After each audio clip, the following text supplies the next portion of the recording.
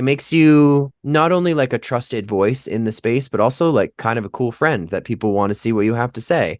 So I'll say it's those. Consistency played a huge role. Second was finding my voice. And third was really committing to my own marketing strategy. Most hosts never achieve the results they hoped for.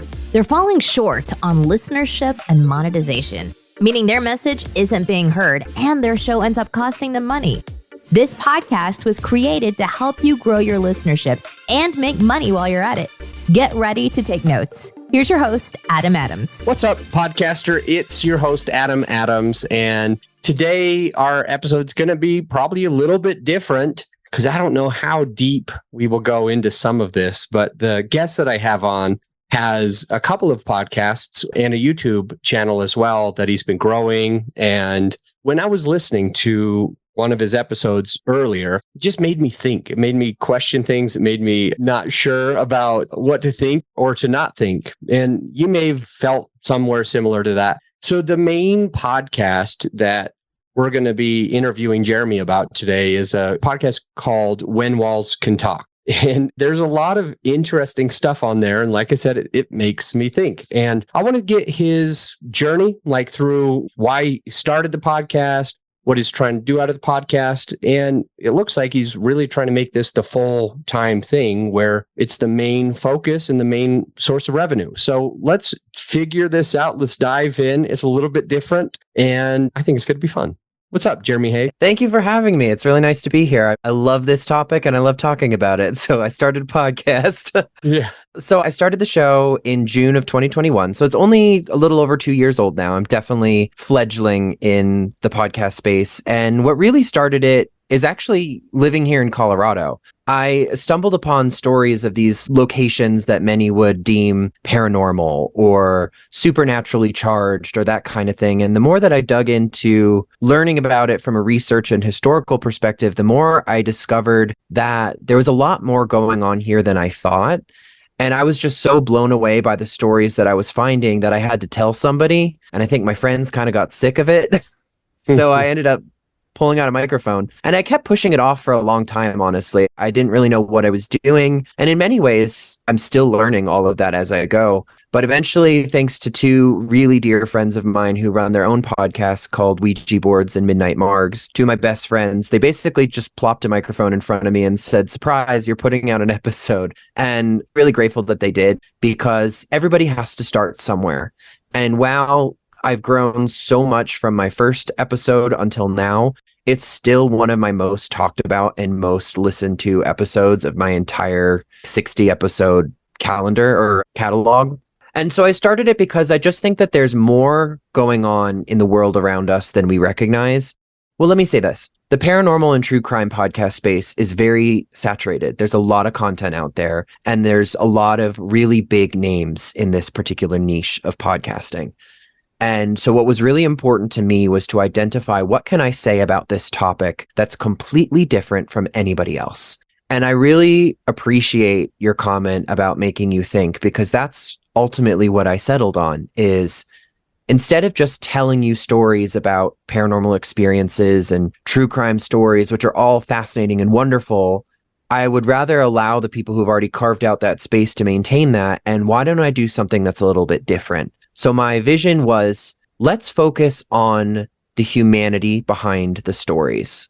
Let's use these stories of passed on people who hoped and dreamed and lived and passed and failed and all of these things that happened in these charged spots, and use their stories as a way to learn more about our own world. Let's learn more about our own society. And so my goal at the end of each episode is I want you to walk away thinking about something and find a way to use that story to make you think about something in your current life. That makes me feel like I've done my job. I've used this space and this niche to create people who aspire to be better stewards of the world and of the people around us. So yeah, that's kind of the space I've carved for myself, is finding ways to tell famous paranormal stories, famous paranormal locations with a very unique perspective. So real quick, are all of your podcast episodes, and I think we're in like season 3, episode 17-ish.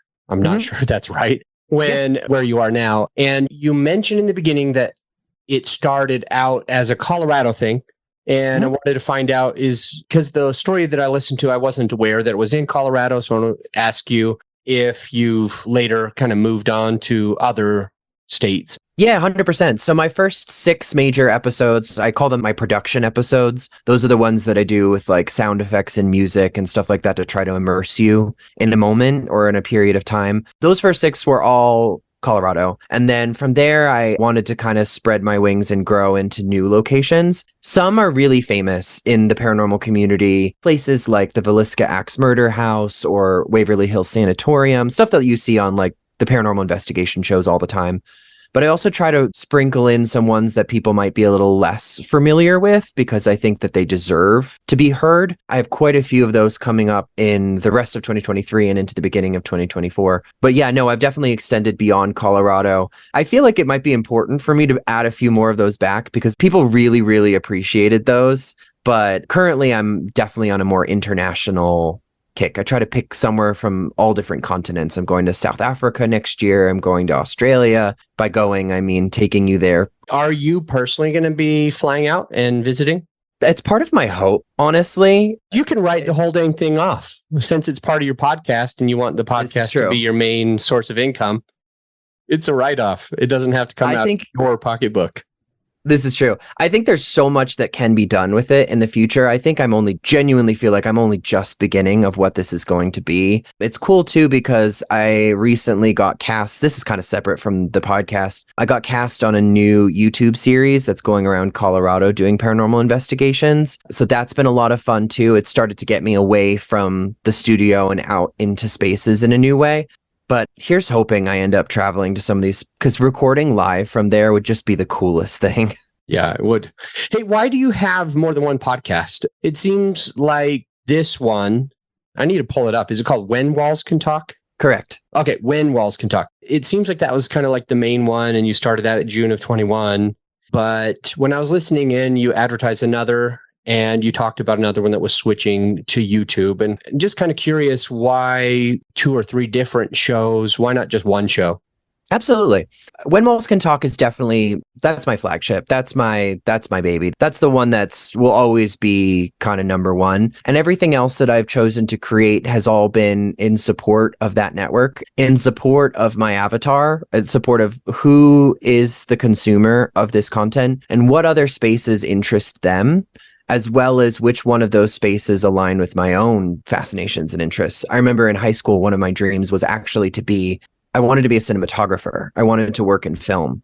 And my life has taken lots of twists and turns, but I've always maintained that fascination for film. But even more than just film, it's also the world that goes on behind the camera and behind the scenes. And as I've done my own personal research into some of my favorite movies, I discovered that there are some wild stories around the movies that we know and love that kind of tell stories of how they almost weren't created, how people seemingly were cursed on set, how people had tragic accidents, murders. Like, for example, we're talking about like Wizard of Oz. Wizard of Oz is one of the darkest backstories of any movie I've ever researched. It's insane. And I feel like that doesn't actually take away from our appreciation of movies by knowing that. If anything, it makes us appreciate the film for what it is even more. And so my goal was not to split my audience. I think some might look at it as not the wisest choice of extending into like too many niches or too many things. But I've always also had a dream of creating a network and a world built around When Walls Can Talk. I've always been so inspired by like the Morbid Network, which is now on Wondery, and all of the shows that are kind of morbid.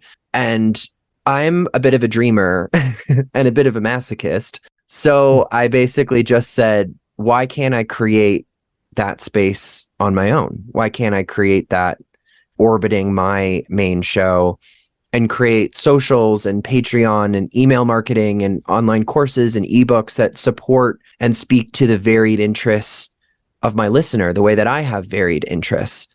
And yes, that person might be very specific, but I also think it's really important to have an avatar that's very specific, because there will be something in my space that caters to a lot of people, even if it doesn't cater to all of their interests. I think one lesson that I learned from the very beginning is at the first season of When Walls Can Talk, I had this vision of doing true crime paranormal stories, collective tarot readings and tarot analysis, interview witchcraft or spirituality experts. And I very quickly realized that throwing all of that content at my listener was very disconcerting in the sense that they didn't know what to expect from me. And so the people who came for the stories were like, don't particularly care about this tarot episode, or the tarot listeners were like, I'm kind of just hanging out waiting for the next one of those. And so distilling When Walls Can Talk down to focusing on these production episodes and finding new homes for some of that other content has really helped my listenership grow. So you publish When Walls Could Talk on Saturday. I know because I heard one of your episodes where you dropped in on a Wednesday just to update people on some stuff. And then you were like, interim, or in the meantime, while you're waiting for Saturday, you should go check out this other podcast. When Walls Can Talk, this podcast is mainly focused on paranormal things that happen in history in different places. And then your other podcast, it sounds like it's about movies with paranormal activity. Yeah.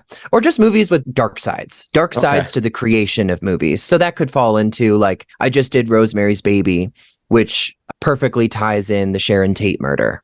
Or later on this month, I'm doing Rebel Without a Cause, which perfectly ties into the mysterious disappearance of the actress Natalie Weiss. So it's kind of a way of telling similar stories to When Walls Can Talk. Like, Rosemary's Baby is arguably, or is believed to be, a cursed set because the composer went into a coma and the producer never worked again. And like a whole bunch of stuff happened. So I picked movies like I'm doing Poltergeist, I'm doing The Omen, stuff that had like very bizarre experiences behind the scenes. One of the ones I'm doing later in early next year is actually a screenplay that was never made into a movie, but every studio who's ever held it has had horrific things happen surrounding the possession of this screenplay.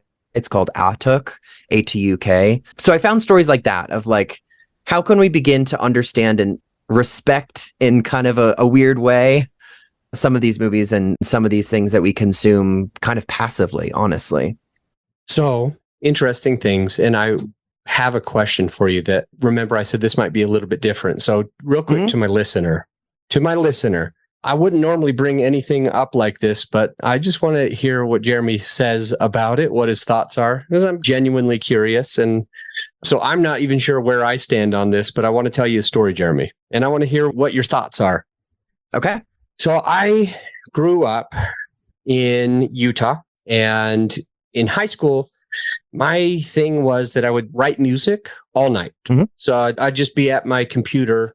This was back when Dell was around. I mean, this is like you call up the person, you tell them what you need, and then they mail it to you rather than going somewhere and buying a computer. And I was in high school and I started making my own money. I told my mom I wanted a computer so I could compose music.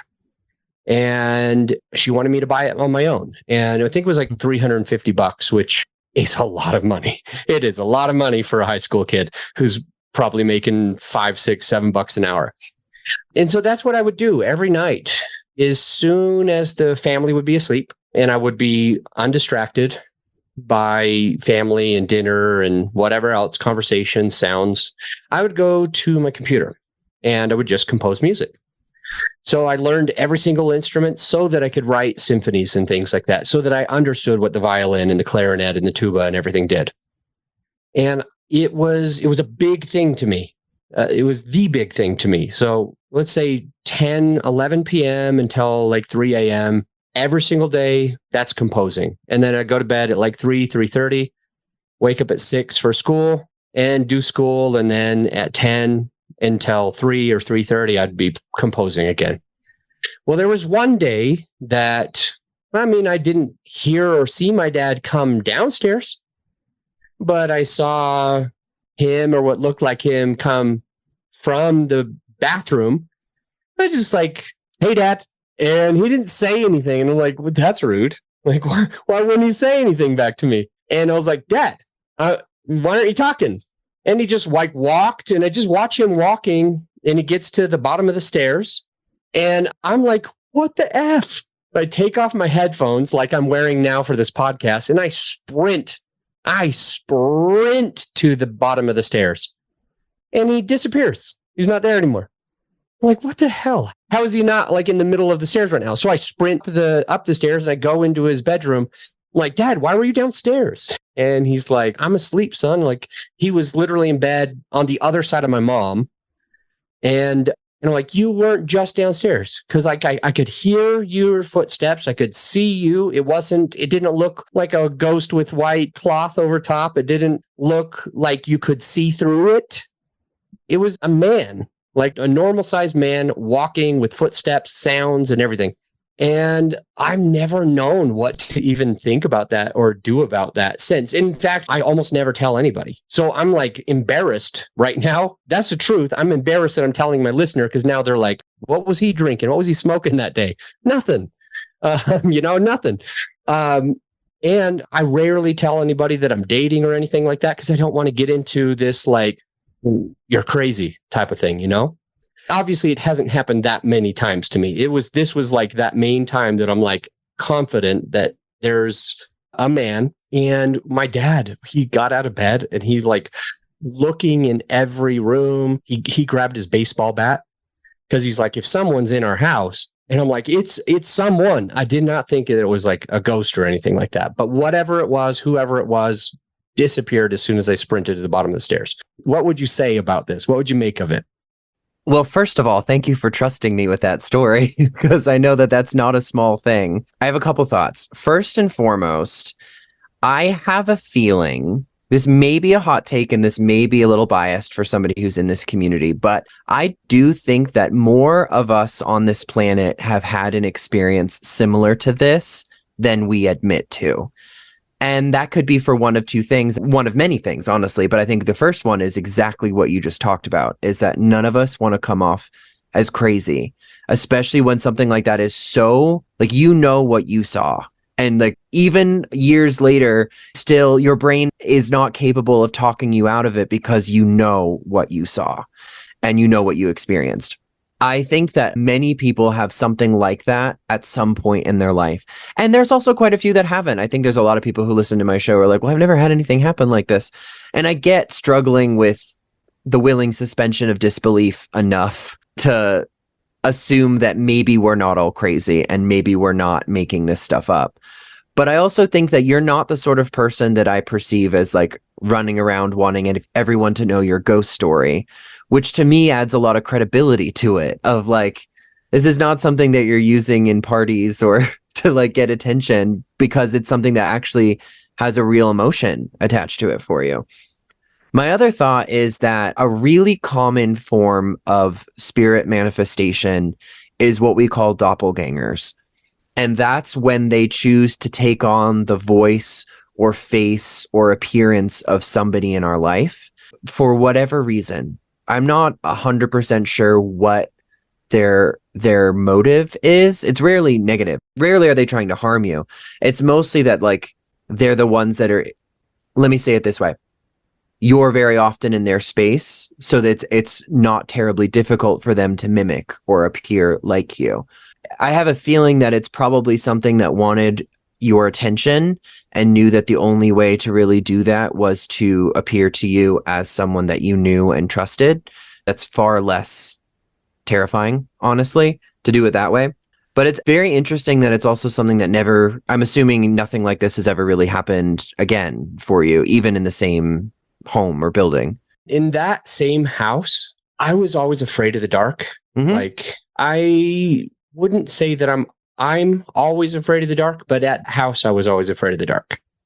And the thing that made me the most frustrated at that house is there must have been something wrong with the wiring, or maybe it was a ghost, but there must have been something like messed up about the wiring because the basement lights would sometimes only last a day or two. Like, so you'd put in a new bulb and it would already have not worked after a day or two. And like, I was so massively afraid of the dark at that house that like going down and turning on the light and it clicking off and me not knowing what is happening or why, I'm like, what? For a long time, I didn't want to go down into the basement. Now, this story about seeing my dad or whoever, this story happened after I was no longer afraid being in the dark. I was like, nothing's there. Nothing's going to hurt me. I'm all good. And so I like pushed past that. And by this time I was in high school, but in junior high, I mean, you couldn't get me to go into a place that I couldn't see in, using a night light and all that, especially at that house. And I never knew why. But anyway, so who knows if it's real or it's not real or why those lights were going out. But I will say I was freaked out all the time because it would be like multiple lights. Sometimes my bedroom wouldn't work. Sometimes the hall wouldn't work. And so like, no matter what, and maybe the hall would go off and I would be okay with it because there's a different hallway one. And then my bedroom light could go on. But like, sometimes none of the lights would be able to turn on and we'd have to switch brand new lighting in all of the bulbs, switch them out. And I don't know, sometimes it would last a day, sometimes a week, sometimes a month, but oftentimes it would be like a day or two. And then all of a sudden the lights don't work again. And I'm like, no, this is terrible. If this has a perfectly logical explanation, like if it truly is just the wiring, which, let's be honest, is perfectly plausible, that there could always be logical explanations. And as anybody interested in this topic, we should be chasing those down first, just to rule out whatever. But if that is the case, that is fantastically ironic that the lights kept going out, which is one of your true fears at this time. If it's not completely ruled out, somebody may 100% have having a good old laugh, making you be in the dark all the time. But here's the thing that I think is just so interesting is, I know that this topic is probably really different for your listener and for this show in particular, but what I enjoy the most about this niche and this space is the fact that you and I are now having a very unguarded human conversation. And I think that's the thing that I love so much about pushing people into having this conversation is it makes them kind of go back down to their own core values and their own foundation to really start to grapple with, what do I think of the world? What do I believe in? What matters to me? And then beyond that, you're beginning to share fears with people. You're beginning to share like formative experiences that you've had. And I just value that human connection that you can make having conversations around the paranormal, even if it's somebody arguing with me about why they think that I'm totally full of it and none of this is real. We can still have a really interesting conversation. I'm not above those conversations. Like, I know what I've experienced. I know what I believe. I'm not here to convince anybody else to believe what I believe. Like, your experience of the world is your experience. But I just love that in the podcast, I get to, without having somebody to speak back at me or with me, I can still push you and challenge you to begin having these same thought processes as this voice you've never met in your ear. And I just love that. I love the intimacy of not only podcasting, but the intimacy of the topic and of the subject matter. I think that's so cool. And it fires me up when you get to have conversations about, like, even with people who have differing religions, of like, tell me about what you believe. Like, tell me about how you move through the world. Tell me about what matters to you. What makes you come alive? What makes you feel on fire? I love that. I think it's such a profound thing that we've often forgotten how to do. Well, I have a question. We've mentioned your other podcast a couple times, but I don't have it in front of me. So could you tell me the name of it one more time? I'll type it down. Yeah, the Hollywood one. Yeah. Yeah. So that one is called Cinematic Secrets, The Dark Side of the Silver Screen. It's definitely our newest infant in the When Walls Can Talk network space. There's only 2 episodes out at the moment, but it will be following a bi-weekly rhythm from here on out. I have lots of stuff scheduled for the rest of the year for it. So yeah, those are the 2. Okay. So if you're listening so far and you are interested in either of those podcasts, When Walls Can Talk or Cinematic Secrets, The Dark Side of the Silver Screen, both links I'll make sure are in the show notes. And also Jeremy Haig's website will be in the show notes as well, and any social that he wanted to share in the show notes. So just scroll down and you can connect with him there. We're going to take a quick break. And when we get back, we're going to get more out of the paranormal and more into just the nitty gritty of what's making his podcast sing, what's making it work, what he's doing to grow it, what he learned at Podcast Movement. So a few tips and tricks for you, regardless if you believe in the hokey pokey stuff or not. We'll be right back. Hey, my friend, as you know, this episode is sponsored by my company, growyourshow.com. We want you to be able to have the best tools at your disposal without costing you a whole arm and a leg. So right now you can get a free list of vetted equipment that like mics, mixers, webcams, sound treatment, editing software, everything that you need. I created the whole PDF with direct purchase links just to save you time and money, to help it be more convenient for you. So this free PDF will help you skip all the guesswork. If it's on there, it's vetted and approved by yours truly. And if it's not on there, it's probably not worth the money. So go ahead and get yours at growyourshow.com/PDF. Let's get back into the show. We're back with Jeremy Haig, and we've talked a lot about the paranormal and his 2 podcasts. I want to talk a little bit about monetizing the show, growing the show, what he's doing. And in listening to one of the episodes of Jeremy's, there was something that happened. He calls it the BC and the AD. So there's like a turning point. And I'd like to talk about that and then get in more monetization and what you're planning on doing with the show. So Jeremy, is the AD and the BC on your show? So what kind of happened for me is, we mentioned this a little bit in the first half, is really identifying what I provide that's different from any other show in this niche. And I'll be honest with you, I mean, I'm about as indie as it gets. I'm a one-man band. I do the whole thing myself. And so at the very beginning, I genuinely don't think I could have told you what I do differently. I think that I have a slightly unique perspective, and maybe I do it with a little bit more music. I couldn't identify exactly what it is that I want you to gain from my episode that you won't get from anybody else. When I took the time to really figure out what I could do to stand out and to just give a different take on some of these stories, I found that all of a sudden when it came to scripting my show, because I am a solo episode, I do everything on my own. And so I do script my entire program and I do record that pretty much straight through. But when it came time to kind of write out what I believed and what I wanted to talk about and what I wanted to say, all of a sudden I had this whole new perspective of how I wanted to approach each topic. I'm a bit of a research nut. If I could do any job in my life right now, I would be an anthropologist, but there's no jobs in anthropology. But rather than approaching it from like the anthropologist or investigative researcher's perspective and just throwing everything at an audience and being like, if I'm going to cover this topic, I'm going to overturn every rock and pebble and you're going to know everything. It gave me now a filter to put this information through when it came to writing my script and have a thesis and a purpose behind the things that I chose to include. Allowed me to be a little bit more strategic and specific and streamline my show down to a real magnifying glass that I was looking at this episode through. And so when I talk about BC and AD, BC is basically every episode up until the episode about Bobby Mackey's Music World, and AD is everything after, because that was really the point where it clicked for me. I got it. I sat back from that script and I was like, that's cool. That's different. I'm not saying that anything about the previous episodes, because I love them all. Some of my favorite episodes are prior to that. But that was the moment when I found like the beating heart of what my show is and who I wanted to be, and a content that I felt like was capable of stepping into the echelon of the morbid, and that's why we drink, and that space.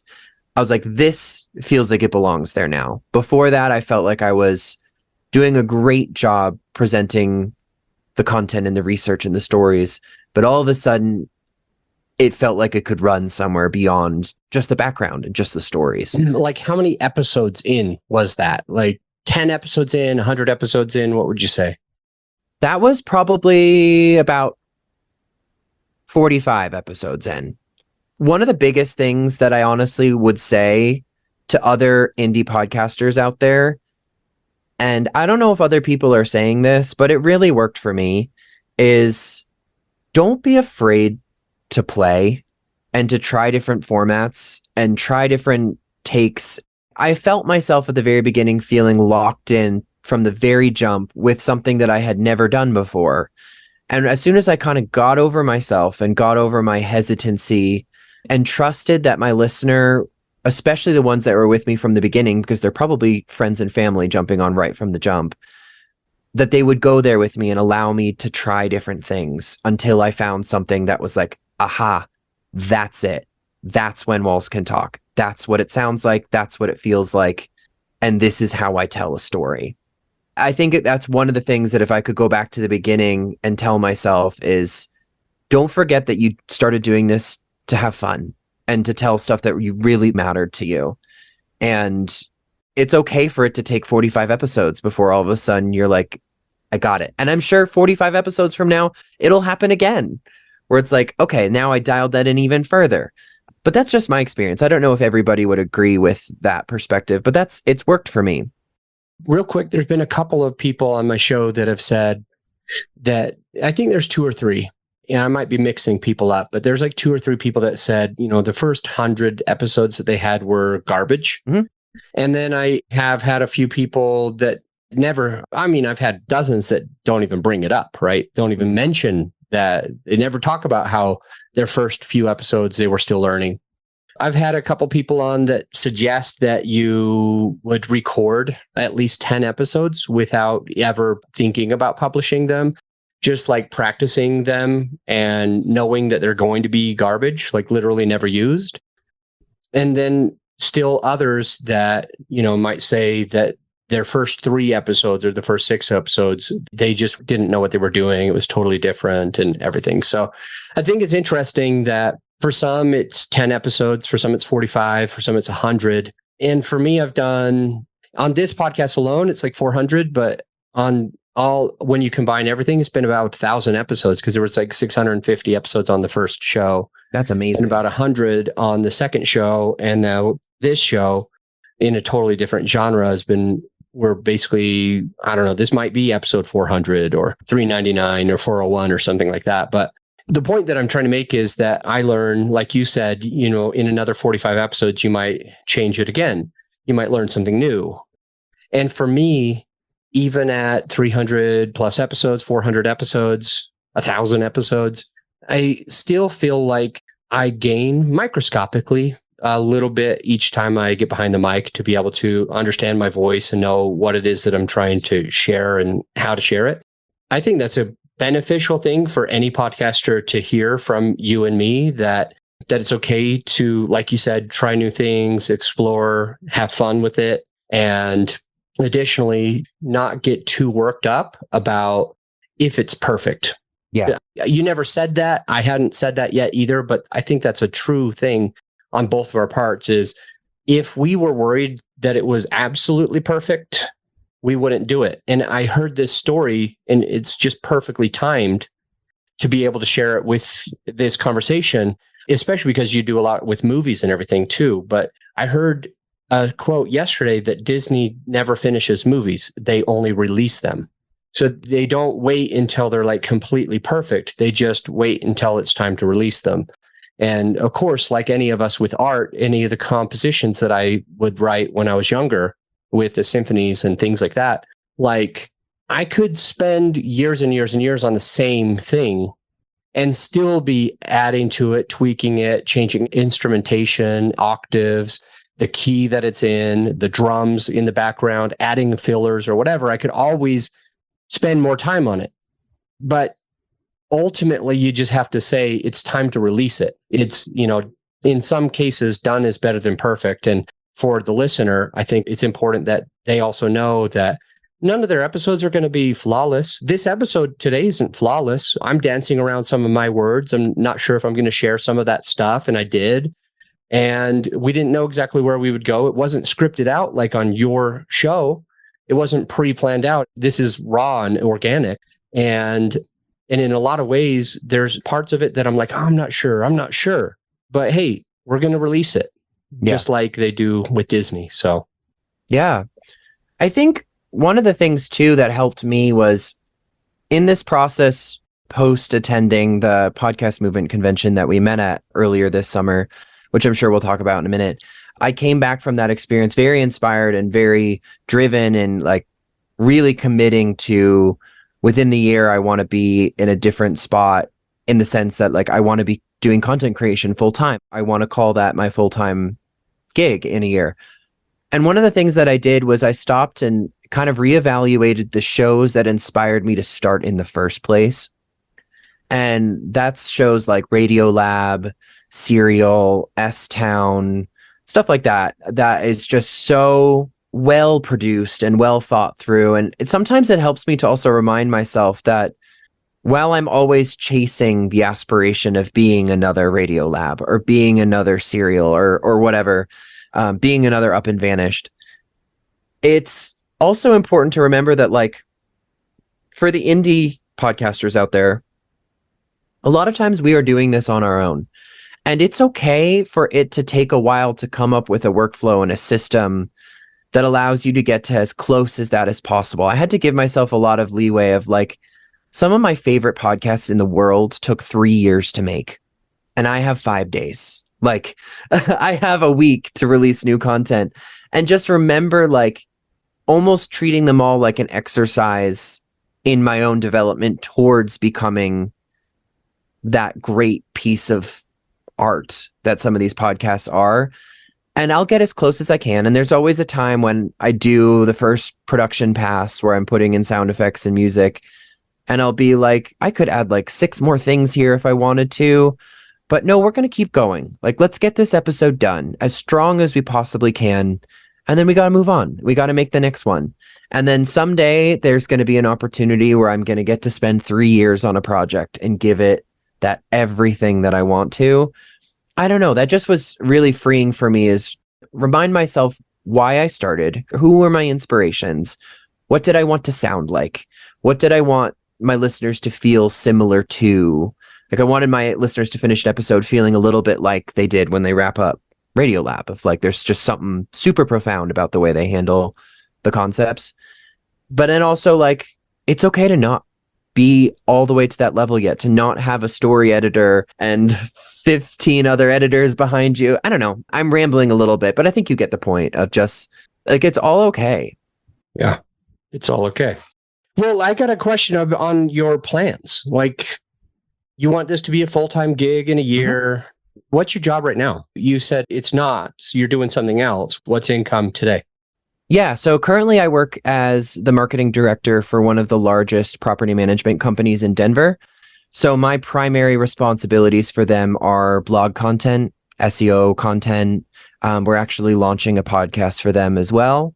And so I'm kind of bringing a lot of what I know and what I'm good at into that space, and vice versa. It's really taught me, my day job has taught me a lot about social media and marketing myself and marketing campaigns and email drips. And so it's allowed me to kind of create my own, I am my own executive producer, host, editor, script writer, marketer.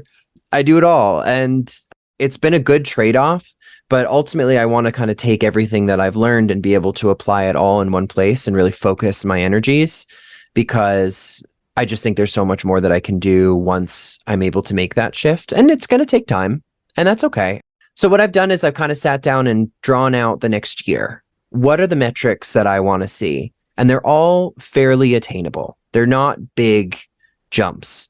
It's all like, I want to have 100% increase in YouTube subscribers. And that's mostly just because I only just started the YouTube channel. So that's a fairly achievable thing. I want to see a 50% increase in my downloads year over year. Again, I'm probably averaging, and this is a vulnerable moment of, I'm not the biggest podcast out there. I'm probably averaging about 3,000 a month.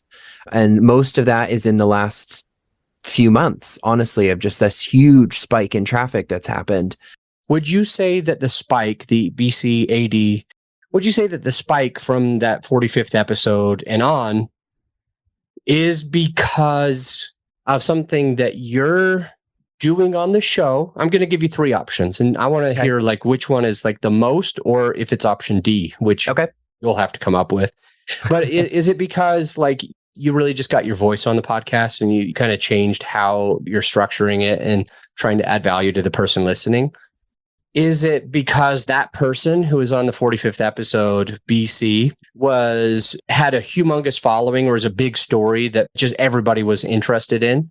Or would you say that it became something where you were like learning from your day job, where marketing is important, putting yourself out there is important, and around that 45th episode, you started going on social media and telling more people about it? So if you had to pick like which one made the biggest change, what would you say there? To be completely honest, I think my answer may be a little boring to some people, and that's that I made a commitment to consistency. I think that's a huge thing.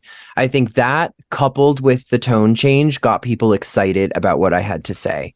And because they knew that I would always be there to tell them a story, they would stick with me. So was it consistent before, but you didn't say or feel that it was consistent, or was it inconsistent? It was inconsistent. Every Saturday, what was it like before? It was always falling on the weekends, but there would be times where I would be wrapped up in a story and things would come up in my personal life. I just wasn't taking it as seriously as I should have been. I'm going to take that back. I think there's a time and place when you are ready to take it as seriously or want growth or want monetization or want to like really explode. At the time, I felt I didn't get it. I didn't get the consistency thing because in my mind, I thought, well, my listeners like what I do and they'll be patient with me if I have to skip a Saturday because something happened in my personal life, or like they'll just be excited when the new one comes out. And yes, that's true for a section of your listeners. But then there's also like the algorithm side of things of like people want to share you if they know that there's always going to be something new. And now that I've had several months under my belt of every Saturday, there is a new episode. Like that is my commitment to you. It just took off. And I think that with the side of like, not only am I covering a paranormal story, but I also have a unique take on it that you can listen to a morbid episode on the exact same topic and it won't be redundant. I think that's the other thing too, is especially if you're in a niche like this that other people have covered the same topics, there's nothing wrong with that. As long as you can say, here's my unique takeaway, or here's something that I want you to think about that nobody else is going to talk about here. That, and then I have to say, I think on a smaller level, the marketing side of things helped. I started putting shorts on TikTok. I started putting my episodes on YouTube. While neither of those have massive traction on their own, I do think that they brought new listeners who are now listening back through my backlog. Like I'm getting 10 to 15 episodes a day of season 1, episode 1. Like people are clearly starting from the beginning. And I think finding where your audience resides and how to get yourself in front of them in a way that's not salesy and not like, go listen to my show, it's great. It's more like, here's what you can gain from what I have to say, or I just found out this really cool thing and I want you all to know about it. It makes you not only like a trusted voice in the space, but also like kind of a cool friend that people want to see what you have to say. So I'd say it's those. I think consistency played a huge role. Second was finding my voice. And third was really committing to my own marketing strategy. Yeah, good stuff. And those two things that you said for marketing were TikTok and what was the other one? YouTube. And I'll be honest, I'm not currently in a space yet. I'm actually going to start filming myself recording to do true video style. I think I have that scheduled for the very beginning of November, give myself some runway to get ahead and be ready for that. So right now I'm just putting up really cool still images and my album art that I create unique for each episode. I kind of hate that iTunes or that Apple Podcasts doesn't let that recycle through for every episode because I put a lot of time into it. But on Spotify, you get to see it, or on YouTube. So it's just a static image with the full length podcast. And it's just, I'm starting to feed it my old episodes just to build up a catalog on YouTube. I noticed that there's been different. It's been an increase. And so now I'm going to use that platform to now put up videos in this cool background of me recording that story. So if you want to watch me talk about it, you can. So cool. If somebody's listening and they want a podcast to be successful in your same space, paranormal, and what am I missing? Paranormal, true crime, like true crime, dark history, okay. I would say. If they're listening, and what would you say is like maybe 1, 2, or 3 pieces of advice for that person so that they have the show, make it as successful as possible, and not to quit the show after 6 or 10 episodes? Yeah. Is it all right if some of these suggestions are very like practical rather than like theoretical? No, okay. My listeners hate practical advice. So okay. None of that. Right. So one thing that I did, I forgot to mention this, but your question reminded me of one thing that I did very similar to this timeline. And this has to do with podcast SEO and podcast searching, like search engines within the podcast platforms. don't be afraid to add a tagline into your podcast title, because I started to recognize that many people in this space might tell me to change my podcast name.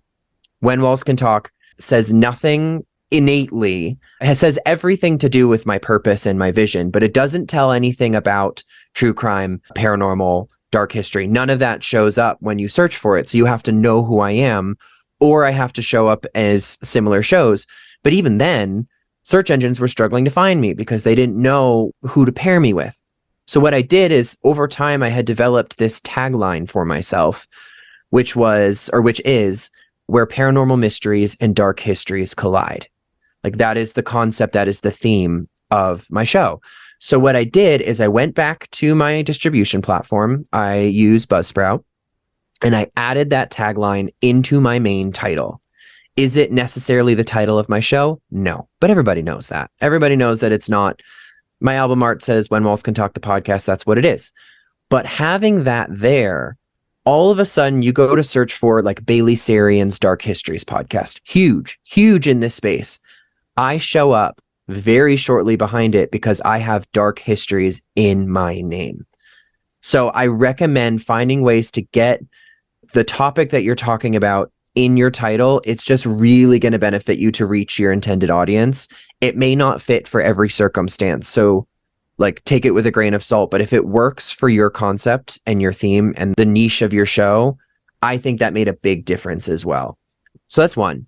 Number two is actually don't be afraid to start with some of the more famous cases, because there's a higher chance of that specific case being searched in the search engine. Like, there's a higher chance of somebody being like, I really want to hear about Villisca Axe Murder House. I really want to learn about Waverly Hills Sanitarium. I know I've brought those two up quite a bit. Or Winchester Mystery House in California, or something like that. Some people might be like, I can't touch those ones because so many people have done it. I actually have noticed that some of those have performed extraordinarily well because people are actually looking for those stories. The way I've kind of picked my topics is like a twofold strategy.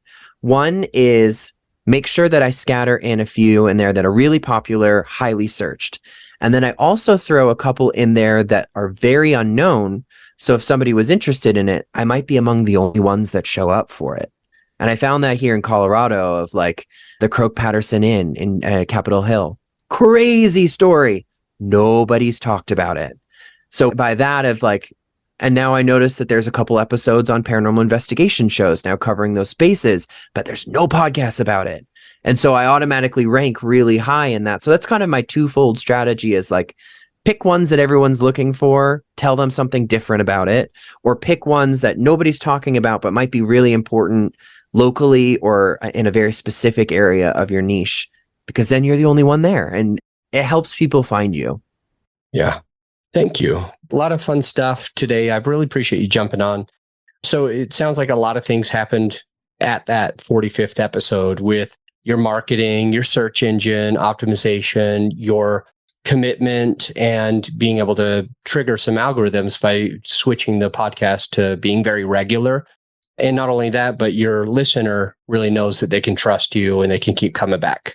Really powerful stuff. And then those last two things that you mentioned really are adding a tagline in your podcast, which I've seen personally that a lot of people that I'll have on the show or that want to work with my team to support them, they'll come with a title.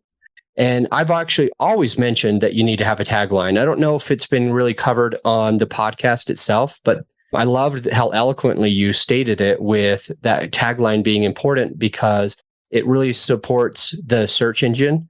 And additionally, it makes sure somebody who doesn't already know Jeremy or exactly what When Walls Could Talk means, now they've got that in front of them as well. So it's clear to them what the podcast is about.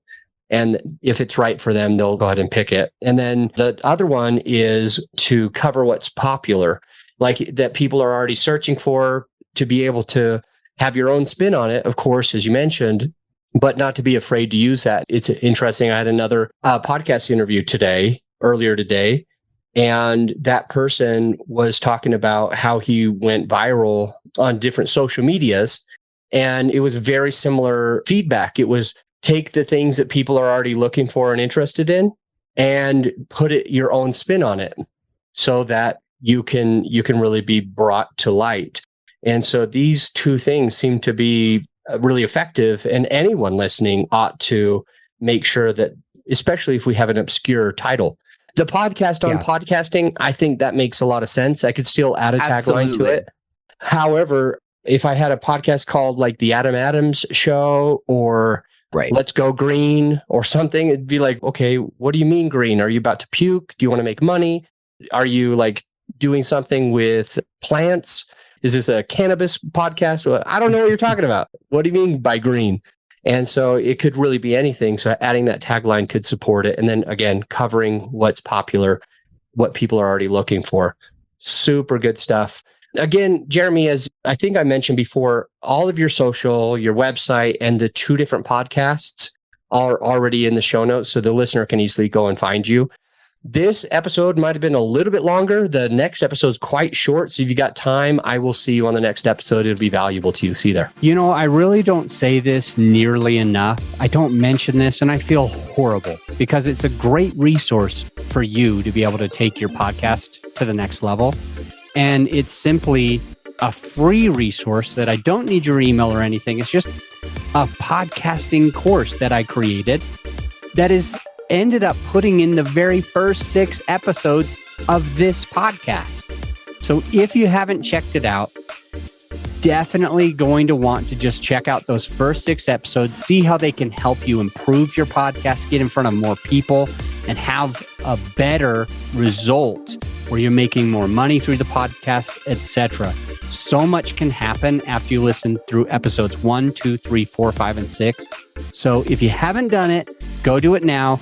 And by the way, if you're subscribed, you'll keep hearing more great content. So to those of you who are, I'll see you on the next episode.